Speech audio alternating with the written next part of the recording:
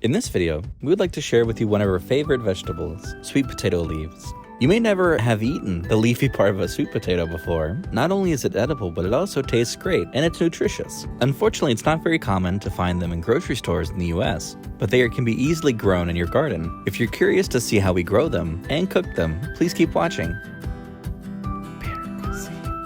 Here's how we planted our sweet potatoes back in May. We put a sweet potato in a half cup of water for a couple weeks. It eventually sprouted and there were new roots coming out. And then we plant the whole sweet potato in soil, and within a month, it's grown so many leaves. In order to get more leaves, we cut off all the vines and replant them. We also cut off the majority of the leaves, so it can save up some energy and focus on growing roots. And then we rebury it in soil. By the way, if you can find sweet potato leaves that are sold in a supermarket, you can skip everything we said earlier. Just buy the stems directly, bury the stems in the soil, and they'll keep growing. A week later, they're still growing, and the leaves have become even bigger. They actually grow very quickly in the summer. This is how they look now. With only a single sweet potato, we've grown so many now. We've actually already harvested twice, and they keep coming back. To harvest, you can take some of the stems off and collect them, or just take the whole vine and cut the stems off individually. If you want more leaves in the future, put the stems back in the soil and they'll reproduce. Eventually it will grow some sweet potato tubers underneath. As you can see next to it, there are stems that I bury and regrew from the last harvest. The new leaves are coming out again. We really love growing sweet potatoes because it's so easy, you don't have to put very much work in, and we don't really see any pests that bother them.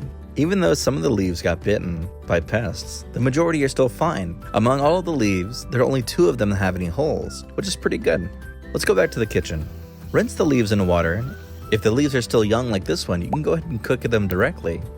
But if they grow for a long time and become old, the outside skin will be hard to chew, kind of like the woody part at the bottom of asparagus. To keep it more tender, you can peel and discard the outside skin before cooking. My favorite way to eat the leaves is to saute with garlic. Just heat up some oil, add in some minced garlic. Once you can smell the aroma, add the leaves in. Gently mix it so that the garlic won't burn at the bottom, and cover the lid for about 15 seconds. Stir this well and add about 3 tablespoons of water and add salt to taste, and that's it, it's done. I also like to cook a sour and spicy version. The cooking process is exactly the same, except when you're sauteing the garlic, add a few slices of chili pepper and a spoonful of pickled banana pepper.